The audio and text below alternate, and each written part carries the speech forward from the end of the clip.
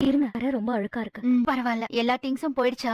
போயிடுச்சு. வீடு ஷிஃப்ட் பண்றத பத்தி மயு எப்படி எடுத்துக்கிட்டா? நடக்கிறது எல்லாமே அவளுக்கு புரியுதா இல்லையான்னு கூட எனக்கு தெரியல. ஆனா புரிஞ்ச மாதிரி காட்டிக்கிறா. பெரிய மனுஷி மாதிரி நடந்துக்கிறா. நீங்க ஏன் புது வீட்டுக்கு போகாம இங்கேயே இருக்கீங்க? உங்களுக்கு தொந்தரவா இருக்கா? ஐயோ, எனக்கு என்ன தொந்தரவு? காலியா இருக்கிற வீட்ல உட்கார்ந்துட்டு இருக்கீங்களே, அதனால தான் கேட்டேன். எனக்கு தெரியல. இந்த வீடு மாதிரியே என் மனசு ரொம்ப வெறுமையா இருக்கு. அதான் ஹவுஸ் ஓனர் கிட்ட அட்வான்ஸ் வாங்கிட்டு வரேன்னு இங்கேயே உட்காந்துட்டேன். நீங்க ஏதாவது சாப்பிட்டீங்களா? என்னங்க சாப்பிடுங்க. எதுக்கு எனக்கு சாப்பாடெல்லாம் எடுத்துட்டு வந்தீங்க? மயுவும் அம்மாவும் கிளம்பிட்டாங்க. நீங்க மட்டும்தான் இருக்கீங்கன்னு செல்வி சொன்னா. மனசு கேக்கல.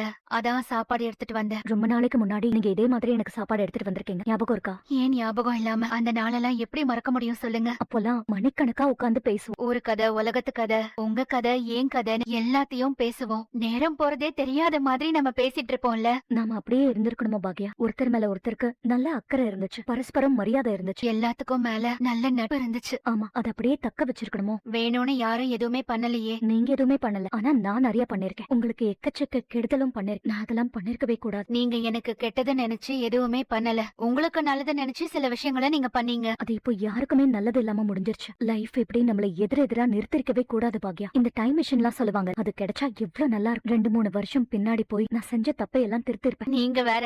அது மட்டும் எனக்கு கிடைச்சதுன்னா நான் பல வருஷங்கள் பின்னாடி போயிருப்பேன். என்ன மீறி நடந்த சில விஷயங்களை எல்லாம் நடக்க விடாம நான் பண்ணிருப்பேன். சாப்பிடுங்க, நான் வாஷ் பண்ணிக்கிறேன். இல்ல, நானே வாஷ் பண்ணி. ஐயோ இல்ல, இருங்க. கேக்குறேன்னு தப்பா நினைக்காதீங்க. இப்போ நீங்க எடுத்திருக்கிற முடிவு 100% சரின்னு உங்களுக்கு தோணுதா? நான் தான் சரியான முடிவுகளை எடுக்கிறதே இல்லையே.